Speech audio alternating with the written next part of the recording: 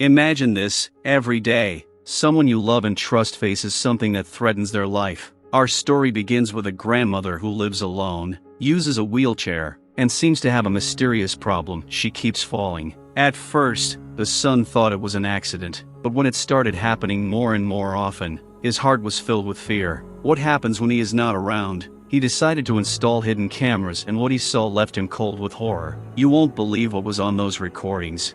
Before we continue, please leave a comment below with your name and where you are watching this video from. You are so important to us. Each of you helps our channel grow and develop. We couldn't do it without you. Every like, comment, and subscription really matters. Thank you for being with us. We really appreciate each and every one of you. Enjoy watching.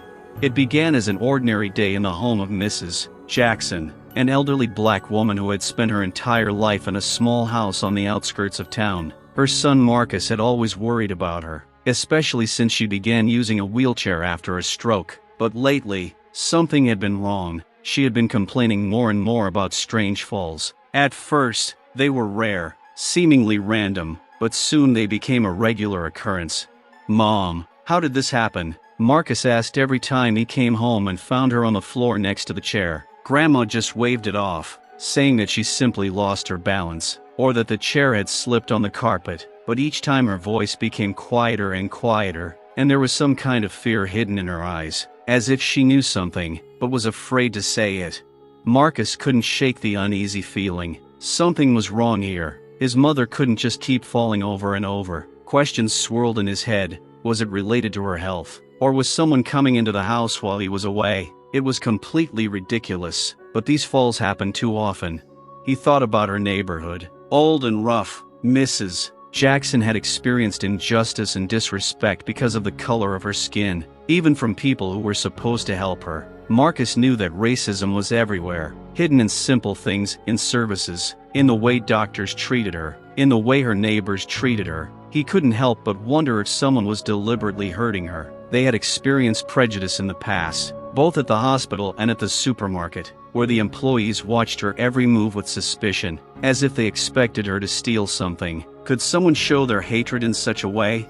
Marcus made up his mind. He installed cameras in the house. It wasn't an easy decision. He didn't want to violate her privacy, but his heart refused to rest. He had to know the truth, and the more he thought about the possibilities, the darker the thoughts became. He imagined how someone had broken into the house when he was away, or how the maintenance staff who periodically visited his mother could have treated her cruelly. A week passed. Every night he looked at the footage, and nothing. Everything looked normal. Grandma was sitting in a chair, watching TV or dozing. But one day, when he came home, she was lying on the floor again, and this time the bruise on her arm was too big to ignore.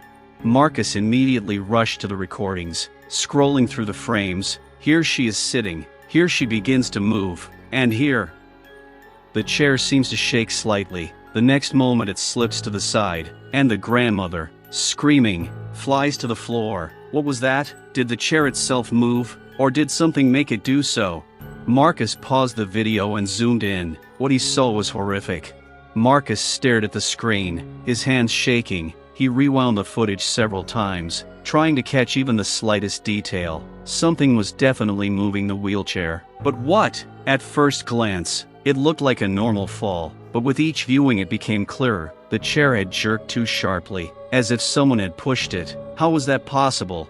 That night he barely slept. His head was buzzing with thoughts, and his heart was pounding in his chest. He remembered the nurse who had once come to care for his mother, speaking harshly to her, ignoring her requests, and once he had even heard her whisper something like, "Oh my, you're still alive?" When Mrs. Jackson said she was feeling better, Marcus had thought it was an accidental rudeness, but now he could see scenes of his mother being the victim of systematic neglect, as she had been for most of her life. He wondered if these strange falls were not just random, but part of something larger, a hidden hatred. For the next few days, Marcus was on guard. He watched the cameras closely, visited his mother more often than usual, but it seemed that nothing was happening. However, his anxiety only grew, as if something evil and invisible was nearby. He talked to her, tried to convince her to move in with him, but Mrs. Jackson insisted that she wanted to stay at home in her home, where she had spent her entire life. despite all the difficulties and hardships. And here it was again. One evening, when Marcus came home and opened the door, his heart sank with fear. His mother was lying on the floor again, tangled in a chair, moaning in pain. Her face was distorted with fear and pain, and there were fresh bruises on her body. He picked her up, trying not to show his concern, but inside he was torn apart by a raging anger. How much longer would this go on? Something was clearly happening, and he needed to know the truth. That evening, his heart pounding, Marcus watched the footage again. He spent nearly an hour scrolling through the footage, fast-forwarding, and then noticed something strange. In one frame, a shadow, barely noticeable, flickered in the corner. Another jump of the chair, and his mother was on the floor again. But now he knew it wasn't just an invisible force or a glitch in the equipment. It was a person. Someone was in the house, doing all this on purpose. Marcus tensed, feeling anger and fear mingle inside him. He recognized the figure immediately. It was the same nurse who had come to see his mother. He would never have thought she was capable of such a thing, but the hatred she must have carried for years had finally come out. She had come under the guise of helping, but in reality she was trying to harm the elderly woman, who had no defenses and no way to fight. Marcus couldn't help but think of how often his mother had talked about the little things that bothered her. The neighbors who talked too loudly about black people taking over their neighborhood. The doctors who dismissed her complaints, thinking she was exaggerating. And now, this racist horror had crept right into her home, in the guise of the man who was supposed to be caring for her. How long had she put up with this? And how many more people like her were hiding their hatred, disguising it with smiles and politeness? That night, Marcus was determined. He called the police, giving them the footage, but he was still afraid. He knew this wasn't just an isolated incident. It was just one example of how racism could seep into even the most intimate corners of life, quietly destroying those who deserved respect and care. Marcus felt his insides boiling. His heart ached with rage and helplessness. He sat in front of the monitor, watching the security footage, which left no doubt his mother, Mrs. Jackson, was being victimized. This nurse, the one who had come to care for his mother, was secretly hurting her. At first it had been subtle nudges, seemingly random movements, but now it was clear that it was all deliberate. She was doing it on purpose. She was playing on the fact that Mrs. Jackson was too vulnerable to protect herself, and Marcus was too busy to notice. But what was most disturbing was not just the violence, but the motive behind it. This was no ordinary crime. Every detail was filled with the hatred that had long festered in the heart of a woman who was supposed to care. She was using her power, her position, to exact revenge for something Mrs. Jackson had never done, and Marcus knew that this was the very affliction that had plagued their family and their people for centuries: racism. He thought back to all the times his mother had faced discrimination, from her childhood, when she was not allowed into certain schools because of the color of her skin, to her later years, when she was ignored in hospital, given the wrong medication, or simply brushed off as too old to understand. How many times they had experienced it, the subtle but devastating racism that hid behind polite smiles, fake apologies, and silent judgments.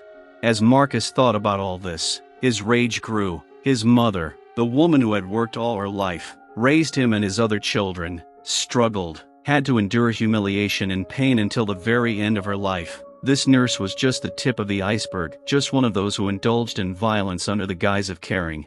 Marcus couldn't forget how she had once told him that the nurse had never been kind. "She looks at me like I'm trash, son," Mrs. Jackson had said, but Marcus had thought it was just fatigue, that his mother was overestimating her behavior. Now he realized that his mother had instinctively sensed danger, but was too proud to complain.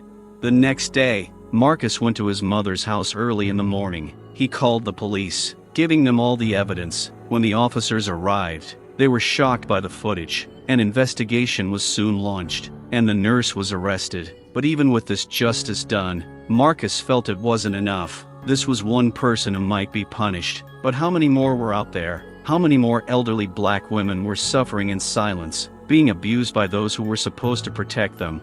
His mother's story was just one of many, and Marcus knew it. After the police left, leaving the house in silence, Marcus sat next to his mother, who lay in her bed, exhausted from everything she had been through. Her eyes were full of weariness, but also of some deep understanding. She had always known that her life was a struggle, and no matter where she was, at school, at work, or even in her own home, the struggle never ended. They will always try to break us, son, she said quietly, looking up at the ceiling. Her voice was weak, but there was deep wisdom and strength in it. But you have to be strong. Never let them win. Marcus squeezed her hand, feeling her words sink deep into his soul. He knew there would be many battles ahead, but this, the first, was for his mother. She did not deserve this fate, and he was not going to let it happen to anyone else. Marcus decided to tell this story to everyone he could, to open the eyes of those who thought racism was a distant problem from the past. Marcus couldn't let go of these thoughts. Even though the nurse had been arrested, anxiety and anger clung to him. He felt that this was just the tip of the iceberg, and his mother was still in danger. For too many years, she had endured systematic racism, hidden under the guise of politeness and formal care. These falls were not just random, and he knew that this had been going on for far longer than he could have imagined.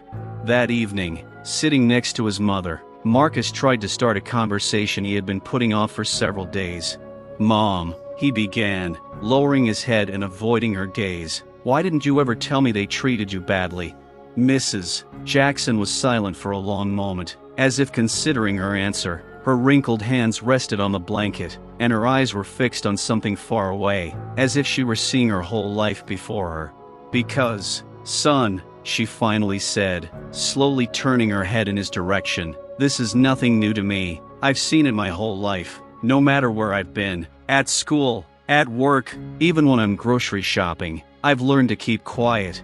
Keep quiet? Marcus couldn't believe his ears. "But, Mom, that's a crime. They were supposed to help you, not hurt you." "Do you think this is something new for them?" She sighed heavily. "No, son, their hatred has always been there. It's just become more cunning now. We have always been strangers to them. Even when we are around, they don't need us to exist. Especially old men like me. They think it would be better if we weren't here at all. So they..." Marcus clenched his fists. "They pushed you on purpose?"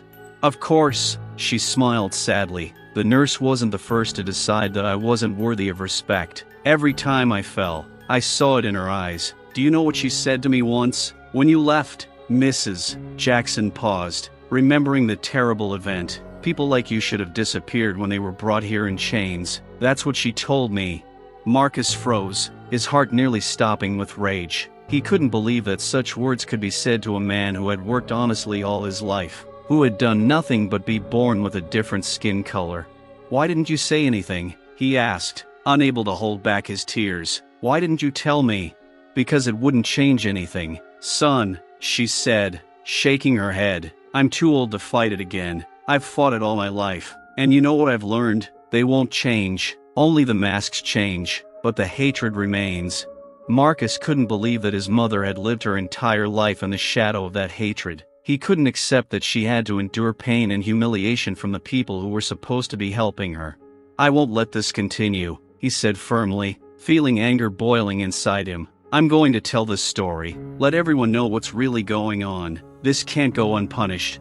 "It's the right decision, son," Mrs. Jackson answered quietly, her voice full of sadness and weariness. "But remember, they will resist. They won't like it when you tell the truth. They're used to hiding behind masks of decency, behind smiles and false care, and when you tear those masks off, they will take revenge. You must be prepared." Marcus knew his mother was right. He knew this conflict would go beyond one nurse and her crime. He saw how deep racism ran in society, how hard it was to eradicate, but he couldn't just sit back. He was willing to fight for his mother, for everyone who faced such horror. The next day, he took action. He posted about the incident on social media, publishing videos with camera footage. His posts quickly began to gain popularity, causing shock and indignation among people. Many were shocked that such a thing could happen in modern society, but there were also those who began to justify the nurse, claiming that it was all a misunderstanding or that old people often exaggerate. Soon, Marcus began receiving threats. Anonymous messages began to arrive on his phone, telling him to shut up and stop looking for problems where there aren't any. But Marcus wasn't about to give up. Now that the truth was on his side, he knew this was just the beginning. The threats started coming in more frequently. At first, they were just anonymous messages on social media, people angry that Marcus had raised the issue of racism. "Don't embarrass your mother. She deserved it, some wrote, and then letters started appearing, delivered right to their doorsteps. Filthy, hate-laced words. You don't belong here. Shut up before it's too late. Your mother got what she deserved.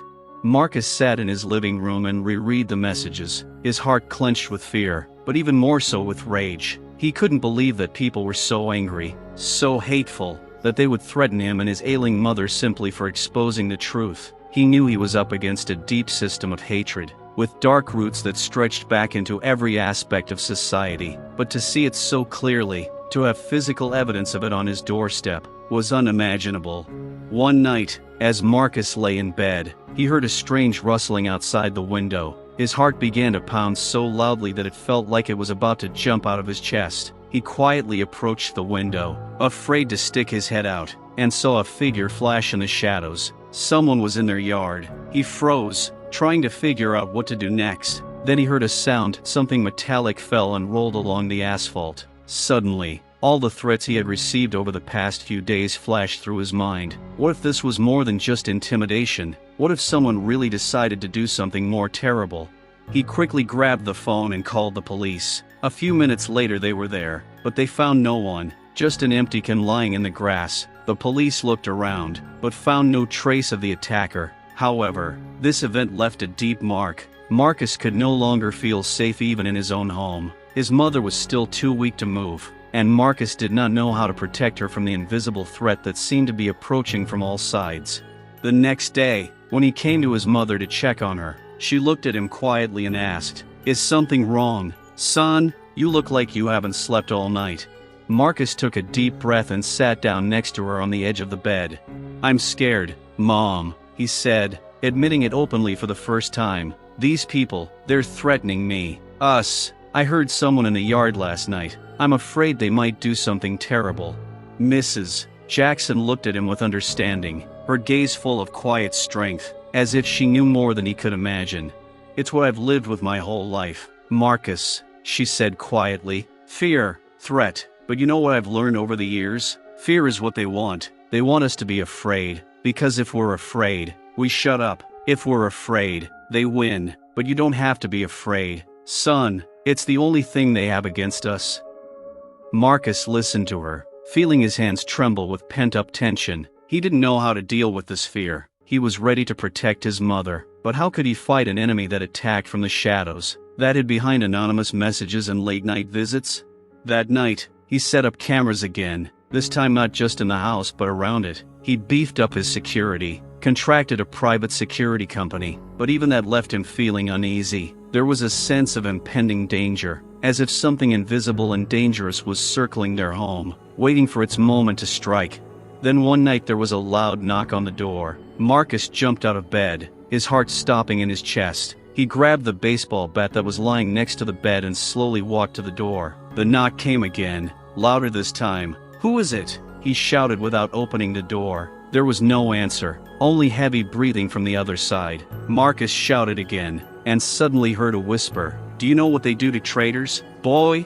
He felt a chill run down his spine. The voice was full of hatred, quiet but laced with menace. Marcus didn't know what to do. He was alone, with only his sick mother sleeping upstairs. Her health had deteriorated in recent weeks, and the situation only added to his guilt. When he opened the door, there was no one there, just a piece of paper taped to the door. It had one word written on it, "The End." Marcus clutched the paper, his hands shaking. He knew it was a warning, but what would happen next? With each passing day, Marcus became more and more immersed in the history of racism that had plagued his family for generations. He learned that the town where he grew up had a system of injustice that ran deeper than he had ever imagined. As he read old newspapers, looked through archived records, and even spoke with locals, he realized that his mother was not just a single victim. She was part of a long chain, each link filled with pain and fear. Mrs. Jackson was born in the 1940s, when the world was still engulfed in racial prejudice. When she was growing up, even going outside could result in ridicule or, worse, violence. Racial segregation was the norm. Black residents faced terrible living conditions, deprivation and humiliation. They had no right to decent housing, work, education. She, like many others, fought for her place in this cruel world, but every step forward turned into several steps back. Since she was a child, Mrs. Jackson had seen her parents struggle to survive. She often remembered her mother working multiple jobs to support the family, and all the while, she heard people whispering behind her back, "How can she afford this?" Or "She doesn't belong here." These words weren't just empty phrases, they were a heavy burden that her family carried on their shoulders. Now that she was an older woman, that burden had not gone away. On the contrary, it had only grown stronger. There had been many disdainful faces in her life. Every time she was in the hospital, confronted by doctors or nurses, she felt that their concern was false, that they viewed her as a burden rather than a person. Their tone, their reproachful looks, said that she should not exist in their world. Marcus often wondered, why was his mother treated this way? What was behind these humiliations? He began to delve deeper into the topic of racism and saw how this horror was not limited to isolated cases. It was a complex that permeated the entire society. People were willing to believe the myth that some lives were less valuable, that the color of the skin determined the value of a human life. These thoughts haunted him. He understood that his mother was a victim not only of a specific case, but of an entire system that had been oppressing her for many years. He witnessed how society actively refused to admit its guilt in creating such a system. Soon after he had gathered enough information, Marcus decided he needed to take action. He organized a meeting with local activists, historians, and researchers to discuss the situation. They were all shocked by his story and agreed to help. They began preparing for a public action, a rally where the names of all those who had suffered from racism in their city would be read out. The rally would be a voice for those who could not speak. On the day of the rally, the atmosphere was thick with anticipation. Marcus stood on the stage, looking out over the crowd of people who had gathered to support him. In front of him were not only black residents of the city, but also whites, Latinos, Asians, all of whom had come to show their solidarity and demand change. His heart filled with hope as he began to speak. "We are here because we are tired of being silent, tired of fear, tired of hatred, tired of our mothers and fathers having to endure humiliation because of the color of their skin. We don't want anyone to be humiliated anymore, so that no one feels afraid anymore when asking for help." Marcus's words were full of passion, and a murmur of approval began to form in the crowd. He saw people's eyes shining with hope and determination, but there were also those who looked at him with hostility. A group of people stood to the side, their faces twisted in hatred. They held signs with offensive slogans that tried to drown out his voice, but this only strengthened Marcus's resolve. "We know what's going on. We know how you've been humiliated. We know how long you've been silent. But now it's ending. It's time for us all to stand up and say, 'Enough!'" The crowd erupted in cheers, and against that backdrop, he felt the power of unity. He knew the fight would not be easy, but together they could make a difference. He remembered his mother always telling him the meaning of fighting, of never giving up. She had always been his inspiration. But then he saw the group of people with the hateful looks again, and as they began to come closer, Marcus felt fear creeping up on him. They began to shout insults, their aggression becoming more and more obvious. "You have no right to be here," one of them shouted. "We don't need people like you in our city." Marcus didn't know how to react, but in that moment he remembered his mother's words. He remembered that he couldn't let fear cloud his voice. "This is my city, just like yours," he shouted back, standing on the stage with his head held high. "We have the right to be here. We have the right to live in a world free of hatred." At that moment, as if the sky itself had answered his call, the crowd began to chant in response. "We are with you. We are with you." They chanted in unison, and this only fanned the flames. But the hatred didn't go away. The group of people started moving forward, and Marcus, realizing that this could turn violent, decided to get off the stage and walk towards them. He wasn't going to back down. He wasn't going to show weakness. "What do you want?" he asked, looking straight into the eyes of their leader, who was ready to snap at him. "Why can't you just accept that we're here, just like you?" The leader of the group smiled, but there was not a drop of kindness in that smile. "You don't understand how this world works, boy. We don't need people like you. You need to know your place." Marcus knew these weren't just words. This was hatred that had been ingrained into people, and he couldn't let it win. "We are all equal," he said, looking at them with determination, "and that will not change." The crowd behind him began to roar again, and he felt the force of unity lifting him to his feet. A fire ignited inside him. ignited when he thought of his mother, how she had suffered, how she deserved better. He knew this was just the beginning of their fight, but he was ready for it. For him, for all those who suffered, for his mother. He knew their voices needed to be heard, and he was ready to fight the hatred, the system that tried to silence them. With that thought, he raised his hand, and the crowd began to shout again, repeating his words once more. This was not just a protest, this was the beginning of a new era, a new hope. He knew there would be trials ahead, but he was ready to fight. He was ready to change the world his mother lived in, into a world where there was no place for hate. Marcus stood in the crowd, his heart pounding. He saw the people around him coming together as one, determined to change what was considered normal. He felt the power growing with every cry and every breath. This wasn't just a rally, it was a manifesto, a call for change, but at the same time, he knew that the hatred he faced wouldn't just go away. Meanwhile, the group of opponents standing to the side began to stir. They began to encourage each other, their hatred growing like weeds among the fresh shoots of hope. One of them, the same leader who had spoken to Marcus, came closer, and a malicious smile was written on his face. "You think you can change anything here, boy?" he said with disdain. "You're just a plaything in the hands of those who don't want to see us rise again."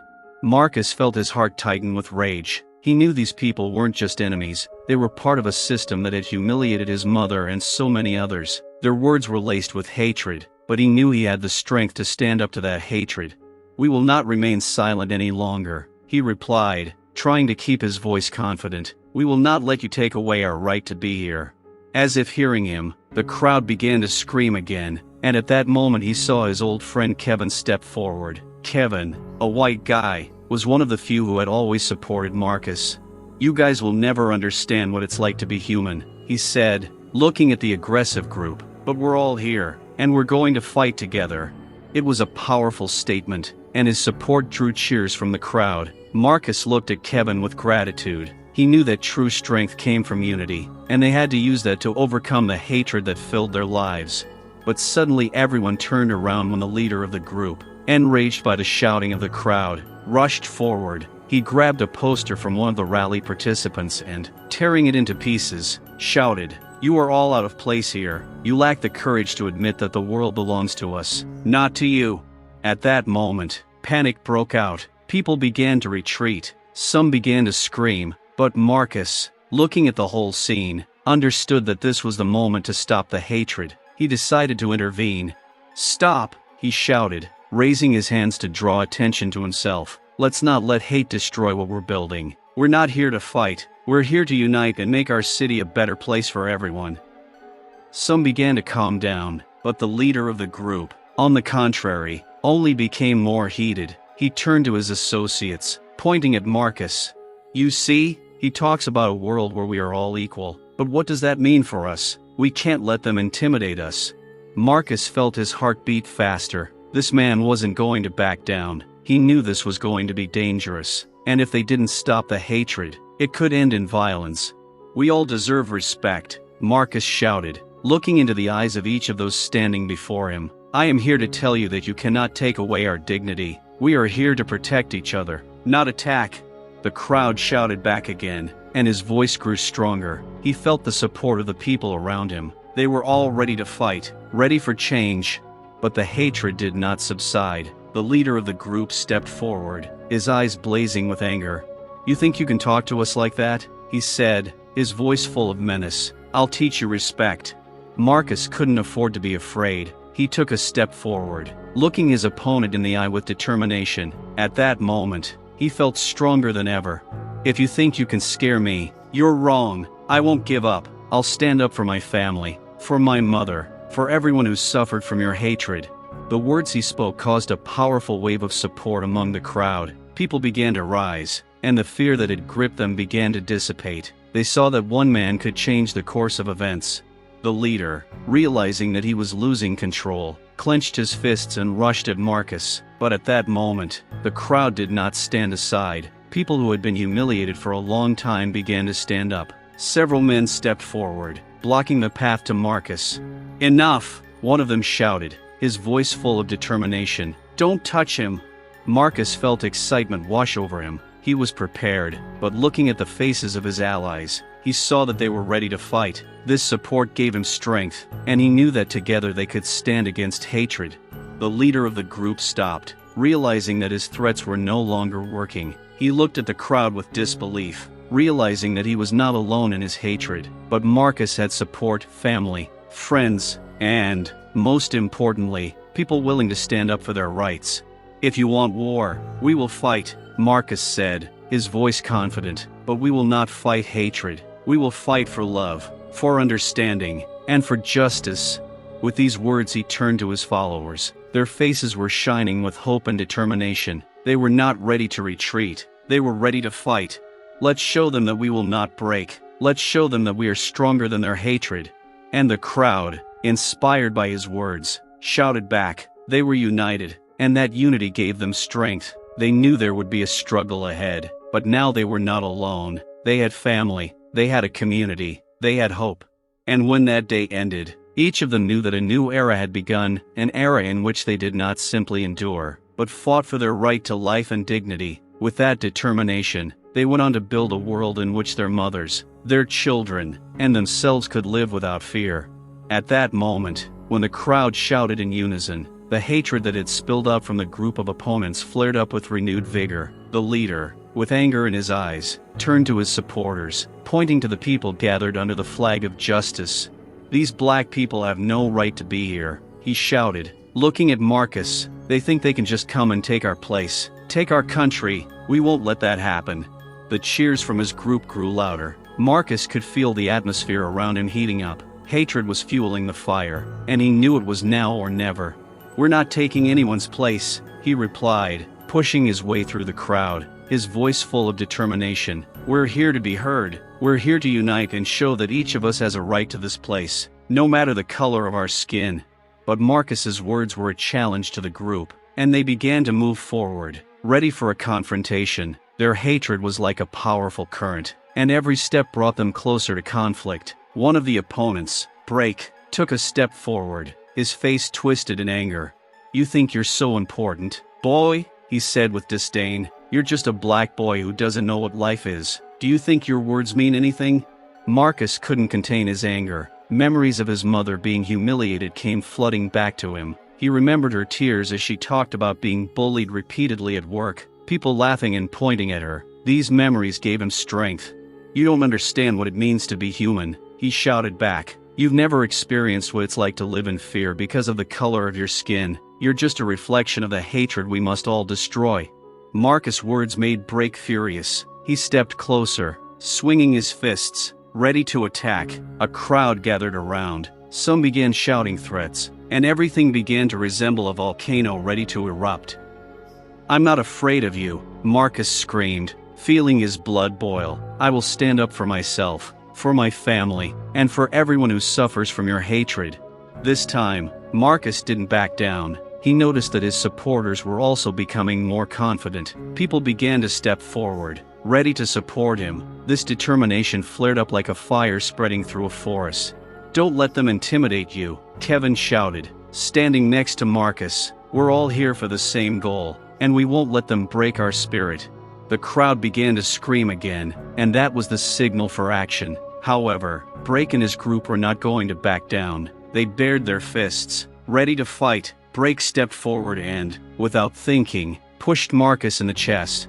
"You say too much, black ass," he cried out, and this word was reflected from the walls of the buildings, as if society itself spoke to his hatred. Screams of hatred filled the air and fear ran through the bodies of the people gathered, with a furious force, and at that moment he realized that he could not afford to give in. He took a deep breath and looked at his like-minded people, who were looking at him with hope.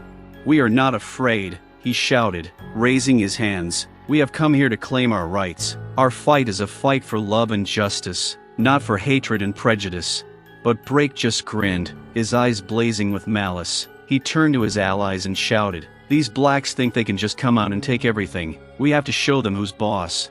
The crowd around them began to buzz, and the tension built like a coiled spring about to snap. Hatred was literally in the air, and Marcus felt anger building in his chest. "Let's show these worthless people that we won't tolerate their presence," shouted Brake, waving his fists. "We won't let them take over our country." Marcus turned to the crowd, his voice full of confidence. He knew that the fate of their movement was being decided right now.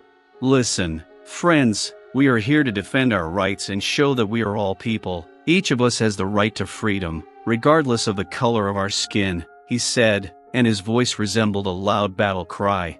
Some began to shout support, and soon many joined in, raising their hands in the air. But Brake's hatred only grew. He stood at the forefront and rushed towards Marcus, ready to attack. At that moment, someone in the crowd, unable to bear it, rushed forward and pushed him in the chest. It was the Spark, and a furious fight broke out around them. "Get out of here, you worthless creature," someone from the crowd shouted. This was not just a clash, it was a clash of ideologies, hatred versus love, oppression versus freedom. Marcus felt anger rise in him, but also determination. He knew he couldn't let hatred get the better of him. He stepped between the combatants, his voice as strong as steel. "Enough!" he shouted, and despite the chaos around him, his words cut through the noise. "This is not what we are fighting for. We are not here to fight each other. We are here to show that we are united." The cries of hatred died down for a moment, and for a split second everyone froze, as if in anticipation. This moment became a coup that could change the course of events. "We are all of humanity," he continued, his voice shaking with emotion. "We all strive for peace, and only together can we do it. We cannot let hatred prevail." But hatred, like an ominous ghost, would not leave them alone. Brake stepped forward again, but this time the crowd, encouraged by Marcus's words, rose up. They began to unite, and their unity became a powerful weapon against hatred. "We won't let you intimidate us," one of the women standing next to Marcus screamed. "You don't get to decide who matters and who doesn't." At that moment, Brake and his followers felt themselves losing control. The hatred they had come with began to dissipate. Marcus noticed that some of their group began to slowly rise, siding with those who stood for love and equality. It was the beginning of change. "Time to change the world," Marcus shouted as the crowd responded with a collective cheer. "We will not remain silent while you continue to spread your hatred." And then it became a real battle, not with fists, but with words. Hatred versus love. The conflict was heating up, but Marcus knew they couldn't give in. He looked at the faces of his allies and saw that they were ready to fight, even if it cost them everything. "We will fight for those who cannot stand up for themselves," he shouted, and at that moment the crowd took up his words, creating a powerful chorus that could be heard throughout the city.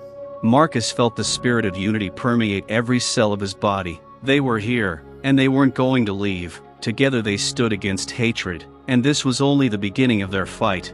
The conflict grew more intense with each passing second, but instead of violence and hatred, they chose love, justice, and unity. They understood that the fight for rights and respect was just beginning, but together they were stronger.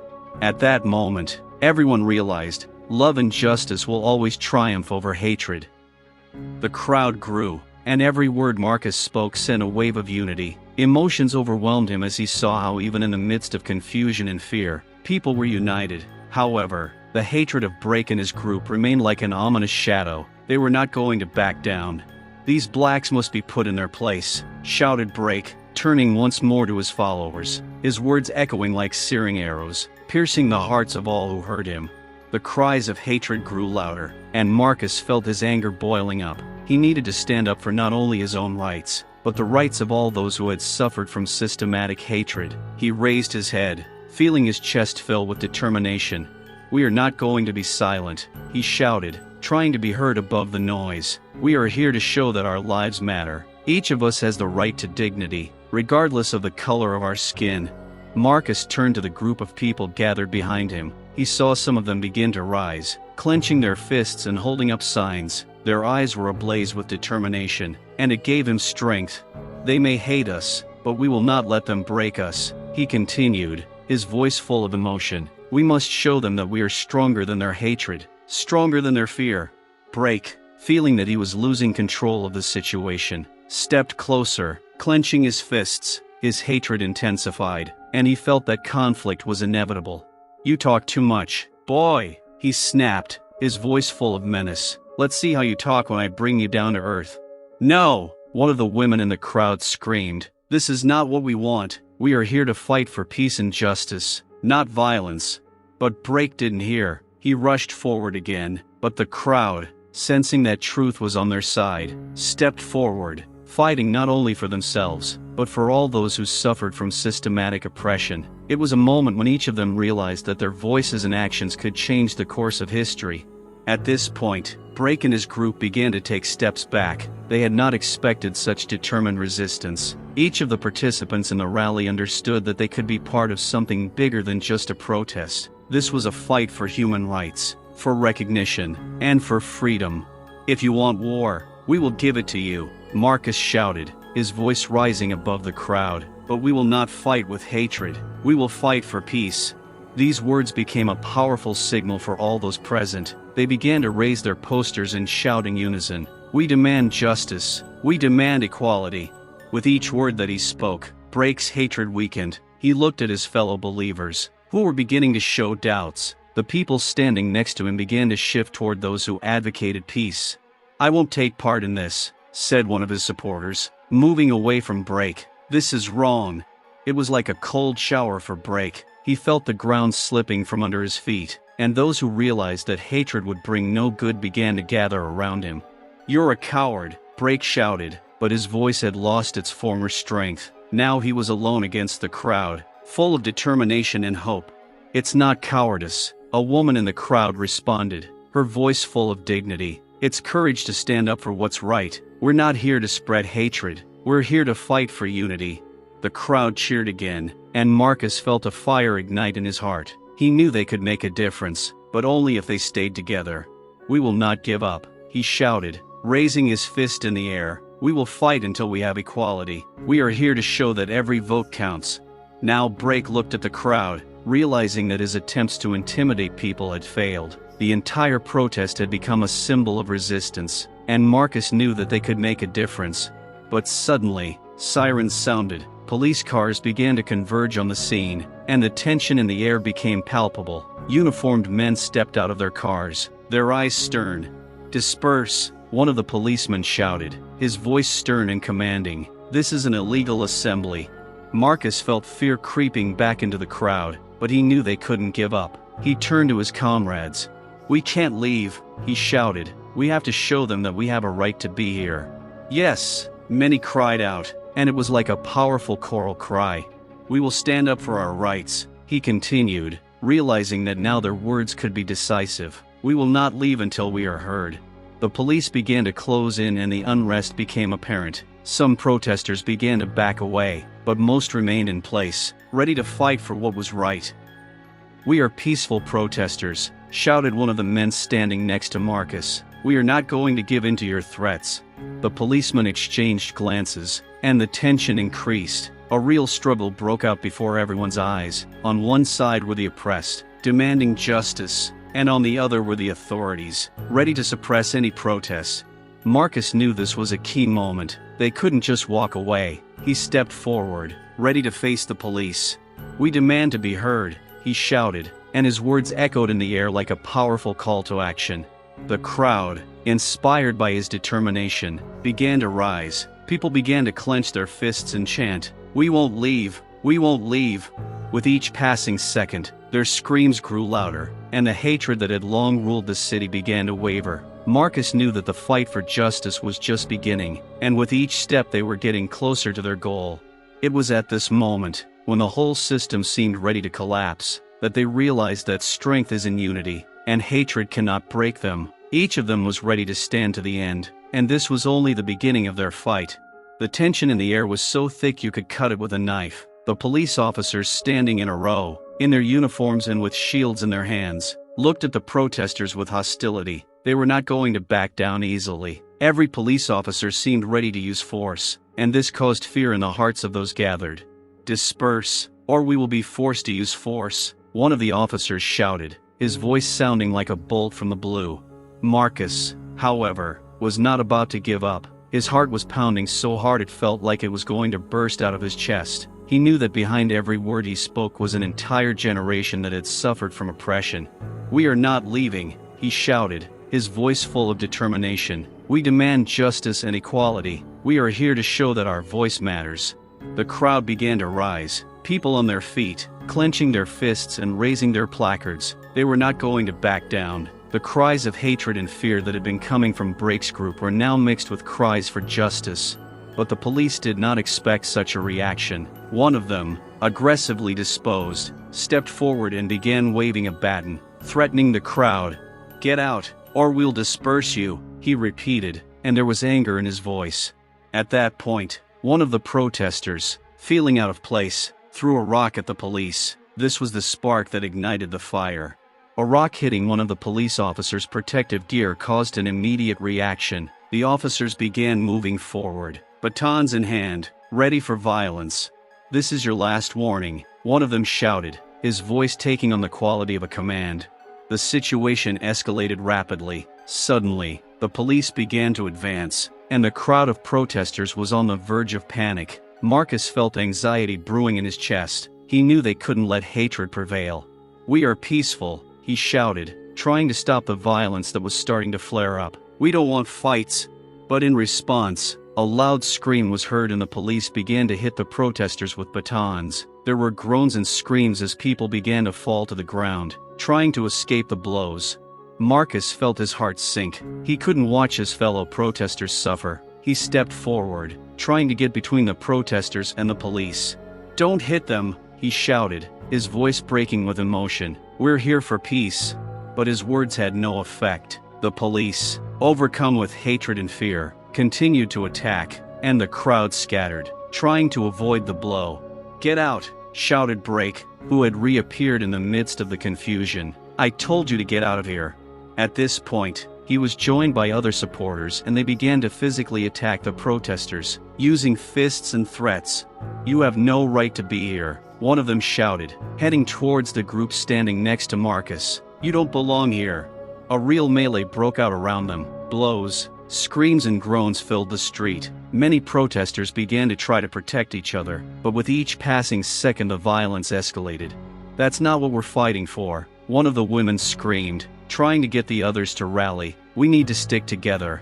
But the police violence and the hatred of Brake's group were winning out. Marcus tried to raise his hands to calm the crowd, but it seemed useless. "Keep calm," he shouted, but his words were lost in the noise. "We must not give in to hatred." The police continued to advance, and the sound of batons crashing against protective shields could be heard. Several protesters were knocked to the ground, and many began to lose hope. "We can't give up," Marcus shouted as he saw his friends fall, and even in this situation his voice was filled with determination. "We have to keep fighting." He ran up to one of the fallen men, helping him up, but immediately felt something hit him sharply in the back. It was a policeman waving a baton. "Get out of the way, black one," he shouted, sparing no effort. Marcus fell to the ground, pain shooting through his body. He felt the adrenaline rush through him, and with every drop of blood that hit the ground, he knew that this wasn't just a fight for himself. It was a fight for every black life that suffered from hatred. "We will fight," he shouted, rising from the ground despite the pain. "We will not remain silent until justice is restored." At that moment, everything around him was filled with rage and determination. Looking at his fellow soldiers, he saw how they united despite the violence. This was the true strength of a community, how even in the darkest night they remained united. With each cry, Brake's hatred grew weaker. They stood against a system that had oppressed them for centuries, and with each passing moment, they realized that their struggle could lead to change. Violence could not break their spirit, and in that critical moment they realized that as long as they stood together, they could overcome any evil. Every blow, every cry was just a step towards their ultimate goal of free, just and equal society. Marcus knew that this was just the beginning, and even in the darkest of circumstances, hope and unity could save them. Marcus, still stunned by pain and anger, struggled to his feet. He knew this wasn't just his fight. His mother, a black grandmother, had been a victim of this hatred and inequality, and he would do anything to protect her and those who suffered the same cruelty. A memory of his childhood flashed through his mind. His mother, her dark hair tied up in a neat bun, sitting in the kitchen telling him stories of love and resilience. She was his hero, the one who taught him to fight for his rights and be proud of his heritage. Every smile, every laugh, was a light in the darkness, and now that she was facing threats, he couldn't just sit back. Marcus looked back at the crowd that continued to close in on him. They were his brotherhood, his family, and he could feel their shared suffering and determination intertwined with his own anger. A fire burned in his heart, and he knew he had to do something. "We can't let them hurt our mothers and grandmothers," he shouted at the protesters. "They must know that we are ready to fight for them to the end." At that moment, he remembered his mother, how she lovingly looked after him, how she supported him in difficult times. Memories of her tenderness and care filled his soul. "I'm not just fighting for myself," he continued, his voice growing more emotional. "I'm fighting for every black woman who suffers from this hate. I'm fighting for my mom, the one who was always there for me, the one who taught me that we matter." As he spoke, he saw the protesters' eyes fill with tears as they began to realize that this was truly their fight. Each of them knew that it was not only their own dignity that was at stake, but also the dignity of their mothers, grandmothers, and daughters. "They want to break us," he screamed, his voice breaking with rage and passion, "but we will not let that happen. We will stand together, and no one will be able to stop us." As the violence continued to escalate around them, Marcus felt his fear turn to determination. He would do anything for his mother. If he had to face the police, if he had to face the hatred, he would do it. He couldn't let his heart break for her. "I'm ready to do anything to protect my mother," he said, his voice growing louder. "I'm ready to stand to the last to protect every woman, every grandmother, every person who suffers from this injustice." The crowd around him grew animated. There were cries of support. They were beginning to understand that this was more than just a protest, it was a movement. This was a fight for their lives, for their future, for their mothers and grandmothers not to be afraid. And even as the police continued to advance, so did the protesters' resolve. They began to band together, ready to confront the system that had kept them in fear for centuries. Marcus felt hope fill his heart. He knew that they could change the world if they stood together. He looked at his allies, and his voice, filled with pride and love, sounded like thunder. "We will fight not only for ourselves, but for every woman who has ever suffered," he shouted, and his words echoed in the hearts of every protester. "We will not remain silent while our mothers and grandmothers suffer. We will fight until justice prevails." At that moment, he saw his mother in the crowd, her dark eyes full of tears. She was there, clutching a sign, with pride in her voice and strength in her hands. It inspired him even more. He knew they were together, and nothing could stop them. Marcus was willing to do anything for his mother, for all those who suffered from hatred and oppression. He felt that this battle would not only be their fight, but also the fight of future generations. "Let's do it for them," he shouted to the crowd. "Let's show that we can change this world." With that, he headed to the front lines, ready to face any violence with courage and determination. He knew it wasn't just for himself, but for his mother, for every black woman, and he was ready to fight as long as he had breath. Marcus stood at the front, his heart pounding in his chest. He felt the hatred surrounding him from all sides. The police continued to press the protesters, and Brake's group moved like shadows through the crowd, inciting violence and stoking fear. The cries of hatred and threats grew louder, and Marcus knew that this was only the beginning of their real battle. "You are beggars. You are worthless," one of Brake's supporters shouted as he pushed through the crowd, his face twisted with anger. "You have no place here in our city." The words pierced the protesters' hearts like sharp needles, evoking ancient fears and emotions. Marcus felt his blood run cold. These words weren't just hate, they were racism, the same racism that had made his people suffer for centuries. "We're not leaving," Marcus shouted, his voice ringing like metal about to break. "We have a right to be here. We have a right to a voice." Brake and his group laughed, their eyes gleaming with malice. One of them, with a shaved head and tattoos all over his body, stepped forward. "Get them out of here, guys," he shouted, pointing at the protesters. "This is our city, and we won't have you making noise here." The crowd of protesters felt the tension as they began to rise, clenching their fists and clutching their signs. They were not going to give in, but fear was growing in their hearts. Marcus saw some begin to waver, and it filled him with anxiety. "Don't let them intimidate you," he shouted, trying to raise morale. "We're not here to be mocked. We're here to make a statement." And at that moment, as he said those words, Brake threw a bottle at him, which shattered on the ground nearby. The sound of breaking glass echoed through the crowd like an alarm bell. "You are nothing but stupid black subhumans," he shouted, and his henchmen began to laugh, fueling the hatred. Marcus felt his anger rise. He couldn't let those words stop them. He thought of his mother, how she always told him that he was important, that his voice mattered. He felt like he had to step up to protect not only himself, but his family. "Listen," he shouted, looking each protester in the eye. "They are trying to break us. They are trying to intimidate us, but we will not let them do this. We must fight." There were cheers from the crowd and he saw people starting to rise. Every word was a spark that ignited the flame. But the hatred of Brake and his group did not subside. They rushed forward, swinging their fists and attacking those who stood nearby. The sounds of blows were heard, and Marcus felt fear creeping up on him. "Let's show them who's boss," Brake shouted, his voice sounding like an order. "They need to know that they're worthless." Screams of pain and panic began to echo through the crowd. Several protesters fell under attack, causing Marcus to feel anger and deep sadness. He knew that this hatred had roots in the past, and they had to fight it to change the future. Marcus, feeling a surge of strength, raised his head again. He thought of his mother, how she always supported him, even when the whole world was against him. He remembered her smile, her care, and his heart filled with determination. "I won't let you destroy our family," he shouted, turning to Brake and his friends. "We won't remain silent while our mother suffers." And the crowd, inspired by his courage, began to rise. Every word they spoke filled the air with strength and determination. They understood that they were no longer simply confronting hatred, they were fighting for life, for their mothers and grandmothers who had suffered injustice. "We will not tolerate your violence and racism," one protester shouted, his voice rising above all the cries of hatred. "We stand together, and we will not back down."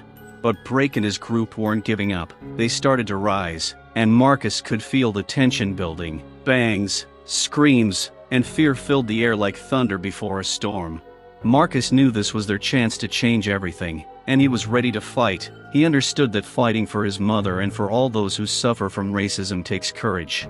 "This is not just our fight," he shouted, clenching his fists. "This is a fight for every life, for every family, for every mother and grandmother who is suffering." With that, he stepped forward again, ready to face the hatred, ready to fight to the end. Every blow, every cry for justice made his heart beat faster, and he knew that they would not give in. They would not let the hatred prevail. "We will fight until we have no strength left," he shouted, and his words filled the crowd with hope and determination. "We will not remain silent while our mothers and grandmothers suffer from racism. We will stand together and fight until the end." Marcus stood in the crowd, his heart overwhelmed with emotion. He felt hatred and fear gripping him, as if they were squeezing his chest in an iron vise. But at that moment, when his resolve was at its peak, he received news that crashed the world down on him, leaving him shocked and devastated. When his phone beeped, he stepped aside, trying to get away from the raging crowd. He glanced at the screen and saw a name he recognized: his brother. His heart sank. "Marcus," said the voice on the other side, and he felt anxiety wash over him. "Mom's gone. She died." The words slammed into his mind, and the world around him went dark. His mother, his rock, the person who had always supported him, who had taught him to be proud of his heritage, was gone. He couldn't believe it. "What?" he breathed out, not believing his ears. "What happened?" "She couldn't take it," the brother answered, and his voice was filled with a broken soul. "She heard you protesting. She was worried about you. She had been depressed lately, and then, she felt bad. The doctors said her heart couldn't handle the stress." These words struck Marcus like lightning. He realized that the hatred he faced every day had broken his mother. She could not bear the fear for her son, for the people who suffered from racism and violence. "No, it can't be true," he shouted, his voice mixing with the cries and noise around him. "It's all because of them. It's all because of this hatred." Tears streamed down his cheeks and he felt his heart breaking with grief. He knew he could no longer look at the world the same way. Every blow to the protesters, every gesture of hatred, it all had affected his mother, and now she had paid the ultimate price. "I can't survive this," he whispered, his voice quieter, as if he were talking to himself. "I have to do something." His brother's words, his shock and sadness were all tangled in his head. He knew he couldn't let it go like this. The hatred they had shared had led to her death. He couldn't let that happen again. When he returned to the crowd, he saw violence escalating around him. Brake's group was still trying to suppress the protesters, and he felt the anger filling him again. Every blow, every cry of hatred was another drop in his heart. "This is for my mother," he shouted, his voice filled with rage. I won't let you kill any more innocent people." With that, he rushed forward, clenching his fists. He couldn't take it anymore. His grief turned into determination. He knew he had to fight for his mother and for everyone who suffered from racism and hatred. The crowd around him felt his passion and rose up. People began to unite, coming together, full of grief but also strength. They weren't just protesting, they were fighting for every life, for every mother and grandmother who suffered the same hatred as his mother. "We will not remain silent while our mothers die," he shouted, his voice sounding like a cry from the soul. "We will fight for their memory, for their lives." With every word, he felt his grief turn to determination. He knew this was more than just a protest now, it was his mission. He would fight as long as he had the strength, and he would do it for his mother, for everyone who had suffered from hatred. Every blow he received from the police, every threat from his haters, only strengthened his resolve. He was not alone, he had his like-minded people, his brothers and sisters, who knew what suffering was. "We will stand together," he shouted, raising his hands as if he was going to raise them up. "We will not let hatred prevail. We will fight until our last breath." From that moment on, he knew he had to be the voice of those who could no longer speak. He could not allow his mother's memory to be forgotten, and he could not allow hatred to take lives again. "I'll do it for you, Mom," he whispered, looking up at the star-filled sky as if searching for her. "I'll fight until my life is over." With these thoughts, he stepped forward again, ready to fight, and despite his sadness, his heart was filled with hope. He knew that they were all together now, and that this would make them stronger. They were united in their pain and in their determination. Each of them had become part of something bigger. They had become a symbol of the fight against hatred and racism, and with each step they were closer to their goal. Marcus felt the fire in his heart grow stronger with each passing day. With each new act of hatred, his loss, his grief, became the fuel that fueled his resolve. He knew he had to act, and if necessary, avenge his mother and all who suffered from the same hatred. With each protest, the hatred from Brake and his supporters became more overt. Each time they insulted and humiliated the protesters, it was like a knife in the heart for Marcus. He gathered information, listening to conversations, observing the actions of his enemies, and with each new action, he became more determined. Marcus began to assemble his team. He found old friends and people who shared his feelings, their pain and rage. They met in safe places where they could discuss their plans and prepare for the next step. They were united by one goal: to stop the hatred that took his mother's life. "We must show them that their actions will not go unpunished," he told his comrades as they gathered in a dark corner of an abandoned building. "They think they can mock us and destroy us, but they are wrong." They were joined by new faces, full of passion and a desire for revenge. These were young people who had their own history, their own experiences, their own losses. They all wanted to put an end to this lawlessness. One day, when Marcus learned of Brake's upcoming rally, his heart filled with determination. This was the opportunity he had been waiting for. He decided that they had to remind everyone that hatred would not go unpunished. "We're going to go in there and do what needs to be done," he told his friends as they prepared. "We're not just going to protest, we're going to show that we're not afraid of them." That evening, when they arrived at the rally, Marcus felt his heart pounding with adrenaline. They were determined and ready to act. All of them, dressed in black, seemed to be one big organ, ready to move. As Brake's rally began, Marcus and his team waited for the right moment. Words of hatred were spreading through the crowd, and he felt the hatred building inside him. His gaze fell on Brake, who was raising his fist in the air with a smug smile, and the sight of him made him furious. "The time has come," he shouted to his friends, and they began to move forward, pushing through the crowd. Marcus knew they would have to deal with the police, but that seemed like nothing compared to the grief he felt. As they approached the stage, he saw Brake, full of self-righteousness, continuing to incite violence. "Look at these blacks," he said with contempt, and the crowd responded with laughter and cries of hatred. "They think they can stop us." At that moment, Marcus could not contain his anger. He jumped onto the stage, his heart beating in unison with the rage that was taking hold of him. His voice, full of pain and determination, rang out in the air. "You can't talk about us like that while we're alive," he shouted, interrupting Brake. "You can't humiliate us and get away with it." The crowd froze and all eyes turned to Marcus. He felt his breath catch in his throat, but his anger gave him strength. Brake looked at him with contempt, his face twisted in hatred. "What are you going to do?" Brake said mockingly. "You're nothing more than a stupid black boy." These words were the last straw. Marcus felt his anger reach a breaking point. He could no longer hold back. With every minute, with every second, his pain and passion grew, and he felt that the time had come. "We are here to show that racism will not pass," he shouted, and the crowd around him began to shout back. And that's when the real fight began. People began to clench their fists, uniting against hatred. Marcus knew they had to act, and they began to gain momentum. They threw bottles and rocks at Brake, and the protesters began to destroy everything in their path. The hatred that had built up over the years was exploding, and they were becoming one, ready to fight. "For every life, for every mother," Marcus shouted, and his cry echoed in the hearts of everyone around him. With this cry, they became not only the voice of their mothers, but also a symbol of the fight against hatred. Each of them understood that this was not just a fight, it was a battle for their lives and future.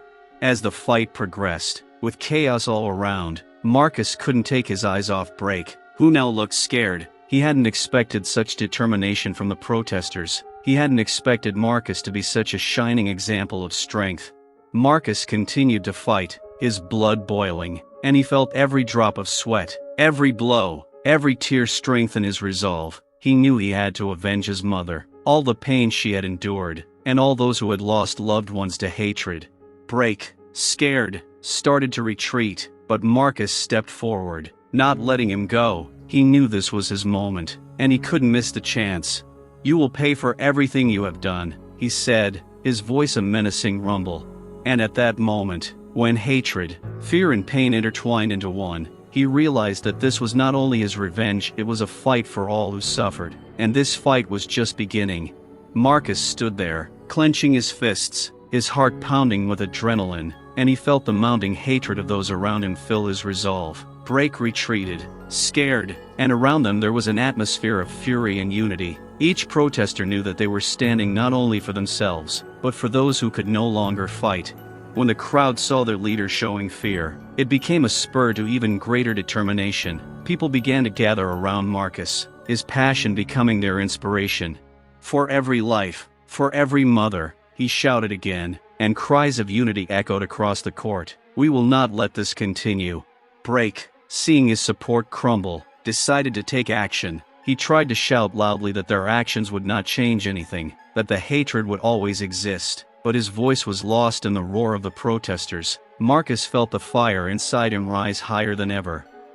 "You're wrong," he shouted back. "We're here to say that hate will not win." The crowd began to move toward Brake, and when he realized that all around him was hatred and his support was crumbling, he ran. It was symbolic. He, the man who had sowed discord and fear, could not bear the force with which the protesters approached him. He knew that he could no longer threaten those who were ready to fight for their lives.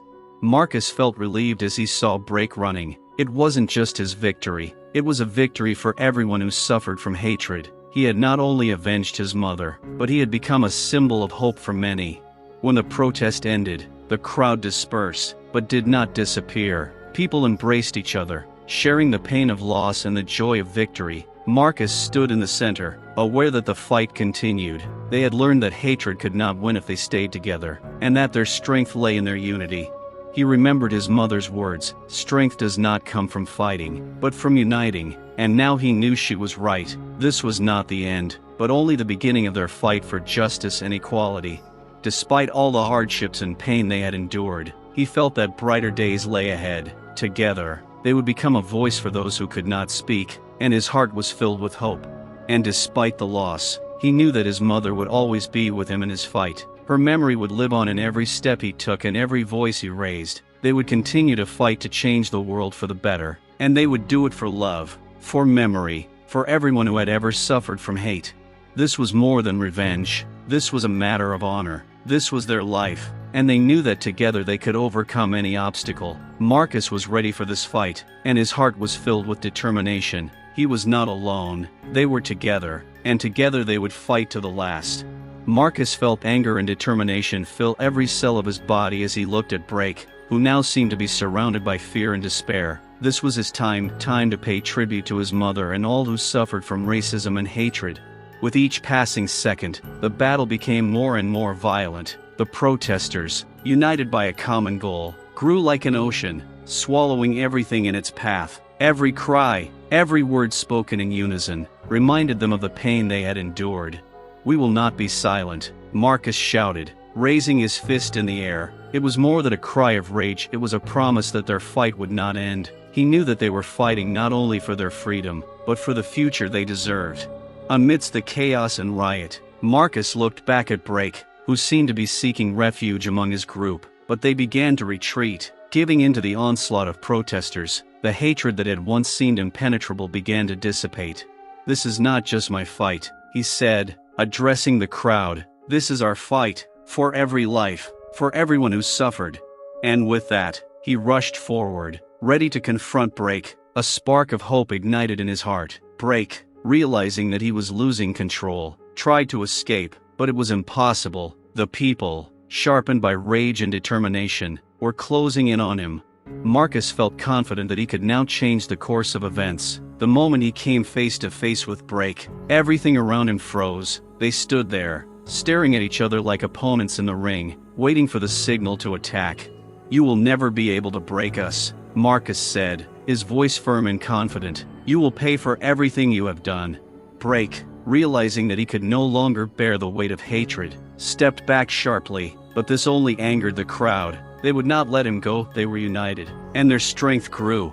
"You're all worthless," Brake shouted, but his words no longer had any power. He lost control and, feeling the pressure growing, ran to the side, into the crowd of his supporters. But Marcus knew their time had come. He realized that their fight was no longer just for revenge, but for justice. The hatred that had been gnawing at his soul began to recede, giving way to something greater, hope for change. With the crowd raising their voices in support, he gave chase. They did not allow Brake to escape. The protesters became a united front, ready to fight to the end. When they finally cornered Brake, he realized he couldn't manipulate them anymore. He looked around, looking for salvation, but instead saw the determination and strength of people who were no longer willing to endure humiliation. "You thought you could destroy us," Marcus said, approaching, "but today we will show you that we are stronger than hate." Amidst the screams and protests, amidst all the hatred and fear, they found a new beginning. They turned their tears into strength, and every drop of sweat, every cry became a symbol of their resilience. As Marcus looked at Brake, he knew that this moment was not only his personal victory, but a victory for all who had suffered at the hands of racism. Hatred no longer had power over them. They were united, and their unity was their strength. The moment Brake finally fell to his knees, his eyes filled with fear, and Marcus felt a heavy weight lift from his shoulders. He knew the fight was not over, but it was the beginning of a new era, an era where hatred and racism would no longer dominate, where everyone could be proud of their identity and heritage. "We have won," he whispered softly to the crowd. "This is only the beginning." With that, he raised his hands, and the protesters responded with cheers. It was a moment of triumph, a moment when they all became one. Their struggle, their efforts, had not been in vain. They realized that even in the darkest times, hope would always be there, and together they could change the world. Marcus left that place with an open heart and a new sense of justice. He knew there were still many difficulties ahead, but now he was not alone. He was part of a movement, part of a force that was ready to fight for its truth. And although his mother could not be with him, he felt her presence in every step, in every victory, in every moment of struggle. "We will fight, Mom," he whispered, looking at the stars, as if he was looking for her eyes in the sky. "I will do everything for you." We'd love to hear your thoughts on this story. Let us know in the comments what you think. Have you ever experienced racism in your life? How did you deal with such situations? You are very important to us, and we appreciate each of you. Your votes help us grow and develop. If you liked the video, don't forget to like and subscribe to our channel. Have a nice day and look forward to seeing your comments.